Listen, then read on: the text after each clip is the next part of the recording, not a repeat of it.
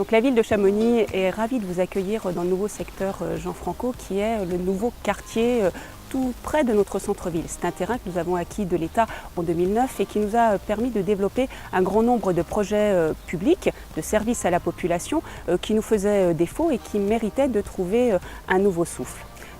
On avait ce terrain à 2 pas du centre-ville et là on a commencé à réfléchir à ce qu'on voulait pour ce quartier-là. Bien sûr, on avait le logement locatif aidé qui était la donnée la principale sur ce secteur, mais on était persuadé qu'il fallait, pour qu'un quartier vive bien, qu'il soit à taille humaine, qu'il recèle aussi des services à la population, pour pas qu'il se referme sur lui-même et qu'il soit un véritable lieu de vie. La première chose qui a été faite sur ce secteur, c'est l'école de musique et de danse intercommunale. Ensuite est venue la composante EHPAD. On avait une ancienne MAPA qu'il fallait étendre parce que nos besoins de population étaient importants et on a construit une EHPAD qui nous a permis d'augmenter la capacité d'accueil, donc c'est-à-dire répondre à plus de familles, mais aussi de ramener nos anciens au cœur d'un quartier qui allait vivre pour ne pas les écarter de la vie de la cité. Ensuite vient le fleuron en fait, de ce programme qui est du logement en locatif aidé. Donc on a commencé à réfléchir sur ce site, sur ce qu'on en attendait, sur ce qu'on y voulait. Donc la qualité de vie c'était vraiment au cœur de nos préoccupations.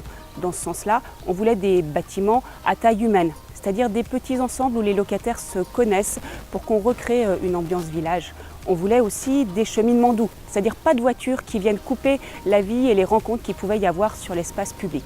Et puis on voulait aussi amener des services qui permettent à la population de Chamonix dans son ensemble de venir sur ce quartier. Et c'est dans ce cadre-là qu'on a acquis tout à côté du terrain libéré par l'État une parcelle qui nous permettait de réaliser un projet politique qui était celui d'une résidence intergénérationnelle, puisqu'en rez-de-chaussée, on trouvait une crèche pour des tout-petits, de 10 semaines jusqu'à l'âge de 3 ans, et des logements pour personnes âgées indépendantes, mais qui se retrouvaient isolées dans les villages.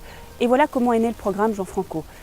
Donc, ce programme-là nous permettait donc de ramener des familles au centre-ville, c'est-à-dire de résoudre pour elles des problèmes économiques liés à des loyers trop chers, de résoudre aussi des problèmes de déplacement. La proximité permet d'aller travailler sans avoir forcément plusieurs véhicules. Et puis ça permettait de répondre à quand même beaucoup de demandeurs de logement que nous avons sur la commune. Pourquoi Haute-Savoie Habitat? Parce qu'ils avaient tout à fait compris ce qu'on attendait sur ce quartier. On attendait effectivement quelque chose, un bâti qui corresponde à ce projet de vie, avec une exemplarité aussi environnementale, et on attendait aussi une philosophie dans ce quartier. Un projet de vie basé sur l'intergénérationnel, sur la mixité, sur la rencontre des gens.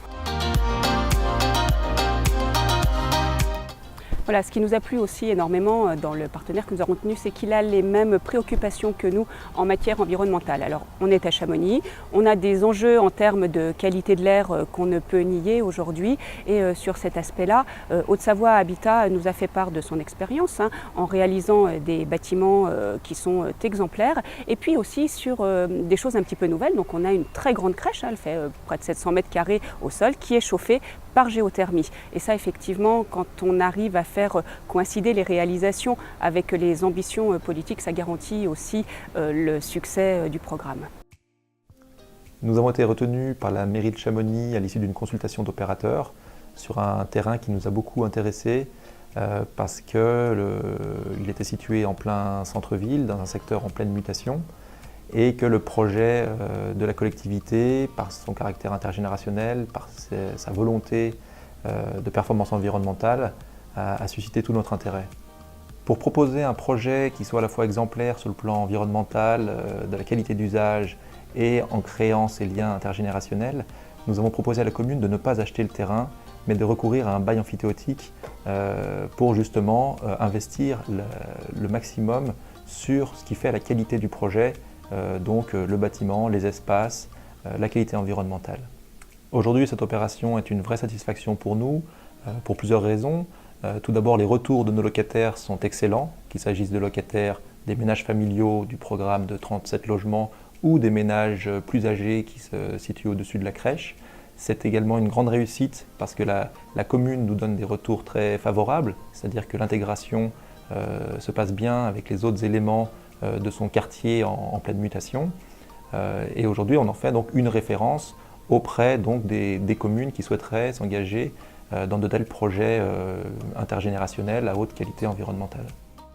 Le projet que nous avons réalisé pour Haute-Savoie Habitat à Chamonix est un projet qui a été sélectionné sur concours. Et notre première approche sur ce terrain était que c'était un terrain qui était assez difficile parce qu'à l'ombre de la plus grande montagne d'Europe, donc à l'ombre du Mont Blanc. Par contre, il y avait de très jolies vues sur toutes les montagnes environnantes. Donc on a décidé de prendre ce parti de cadrer des vues particulières pour les offrir aux différents habitants. Donc c'est à partir de ces cadrages que nous avons créé ces bâtiments. Donc il y a 3 bâtiments de logement, d'une douzaine de logements chacun, et un bâtiment de crèche avec des logements pour personnes âgées. Et l'idée de faire ce bâtiment intergénérationnel nous a évidemment beaucoup plu. Et sur ce bâtiment, nous avons fait une très grosse approche qu'on peut dire environnementale, avec une recherche d'économie d'énergie optimale. Donc on a un petit bâtiment très dense, avec une belle isolation, une bonne orientation, un chauffage grâce à des capteurs sur la nappe phréatique et un niveau Minergie pour l'ensemble de ce bâtiment. Il regroupe une crèche d'environ 60 berceaux et au-dessus 7 logements pour personnes âgées. Et l'intergénération se passe avec beaucoup de regards de l'un vers l'autre, puisque en fait depuis les logements on peut voir le grand hall d'accueil de la crèche. Et ce qu'on a voulu faire également, c'est une couture urbaine. Donc cette couture urbaine, en fait, elle est tissée grâce à un grand parc. Et ce parc paysager permet de relier avec des chemins piétons la totalité des 4 immeubles. Donc 3 immeubles de logement, un immeuble de crèche. Et en fait, on a traité ces jardins avec un paysagiste, Patrick Imblot, qui nous a permis de dessiner des espaces qui sont accessibles uniquement aux piétons et aux cyclistes. Et 100% des véhicules sont hors de ce grand parc, ils sont tous enterrés. Le parti architectural de ces petits monolithes blancs, c'est dû essentiellement à ce paysage en hiver qui est très glaciaire. On est au pied de la mer de glace. Et la 5e façade, la toiture des bâtiments, est vue depuis le téléphérique qui monte au Mont Blanc. Donc ce qu'on a voulu faire, c'est créer comme des petits glaçons qui seraient posés dans un parc. C'est pourquoi les bâtiments sont tout blancs avec un toit blanc. Et donc c'est cette impression qu'on a voulu donner, soit des cailloux, soit des blocs qui seraient restés au fil des années. L'établissement des Petites Cordées est donc dans la continuité du projet intergénérationnel démarré il y a une dizaine d'années au sein de la commune.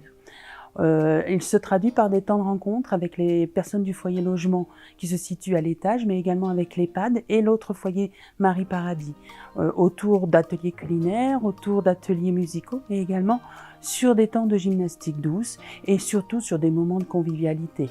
Le fait d'être les uns à côté des autres nous permet de nous rencontrer, de nous faire un petit coucou et le lien s'est créé depuis l'installation des personnes âgées. Je suis l'animatrice de la structure, je propose des animations avec les résidents et avec la crèche pour créer du lien intergénérationnel. J'accompagne aussi les résidents sur de l'administratif ou d'autres petites missions au quotidien.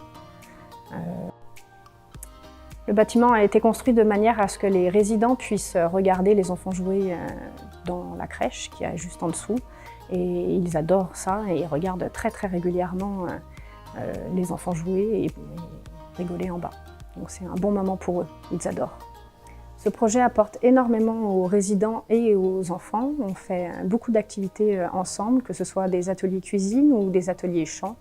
Et toutes les générations sont contentes de se retrouver pour des moments d'échange et de partage. Les enfants, c'est tout. Pour moi, c'est tout. On fait les gâteaux à Noël, on fait les crêpes pour le 2 février. Et puis eux, ils sont heureux. Et nous, ça nous apporte beaucoup parce que quand vous voyez les petits malaxer la pâte, la manger toute crue, casser les œufs, c'est magnifique. Et puis on les entend, vous voyez, je laisse la fenêtre ouverte pour les entendre, se crier après, et puis je regarde toujours, et puis je descends. C'est pour moi, c'est la vie, c'est un vrai paradis. Avec les petits en bas, et puis qui se disputent et qui piaillent, c'est formidable.